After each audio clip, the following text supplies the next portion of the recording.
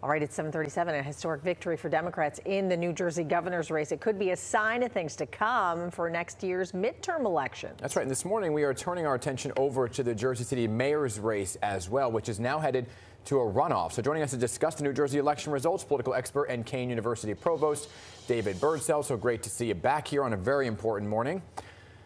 Great to be back. And so I'm sure you were watching last night as the results came in. It was a race that was too close to call. In the polls, that is. Exactly. And then here we are about half an hour into the last night, and it's declared victory for Mikey Sherrill, as well as her lieutenant governor. So what do you make of that?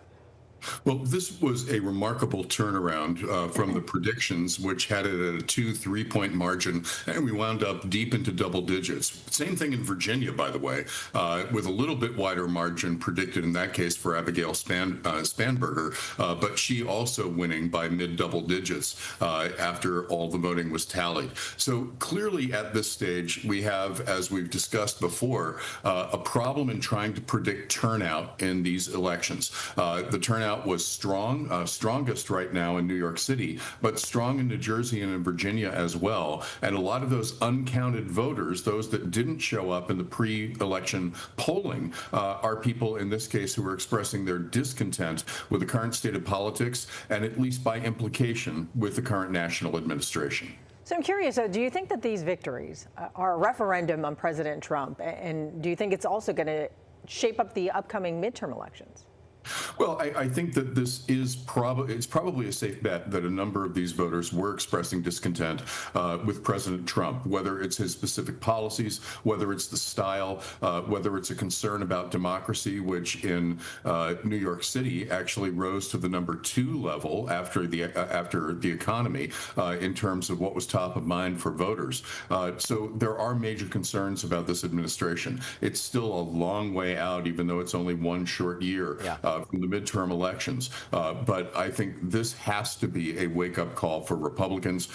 They need to be thinking about how they're going to shore up a national brand.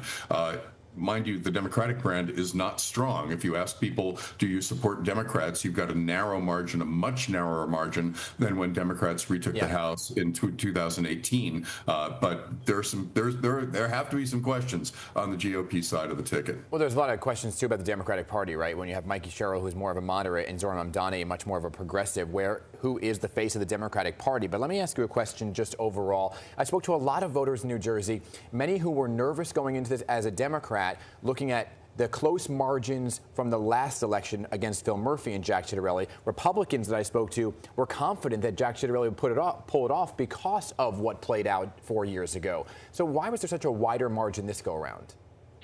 You have a deck that has been significantly reset by national politics. Now, there are always local ramifications of those politics, exactly how healthcare cuts, how the Medicaid cuts, how the looming SNAP cuts, et cetera, affect localities. But these are national issues that are clearly resonating with the electorate up and down the socio-demographic block. And these are really interesting results. Again, they don't necessarily predict what's going to happen in the midterms next year, but they indicate pockets of concern that both parties have to be able to think about addressing and tapping as they assemble their cases for the midterm elections in 12 months.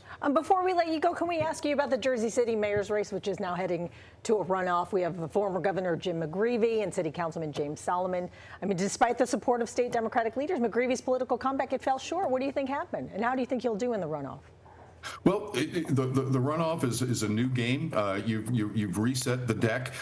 He has better name recognition and has probably a better chance in a one-on-one race of coming out on top. But I wouldn't say that this is a candidacy that has fallen short at this point. This is a political resurrection after more than a decade and a half of public service.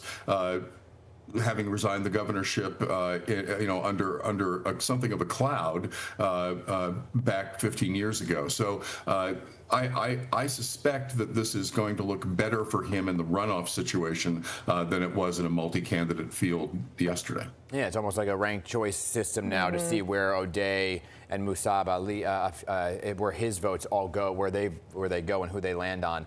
David Birdsell, always good to see you on a big morning like today. Always great to see you, so thanks for coming on. Thanks for having me. And stay with PIX11 News, everybody. We will have more election results and reaction throughout the morning and all day long on air, online, and streaming on your mobile devices as we continue our big coverage on Election Day. But right now, let's get you over to Alexa Farrell taking a look at your commute.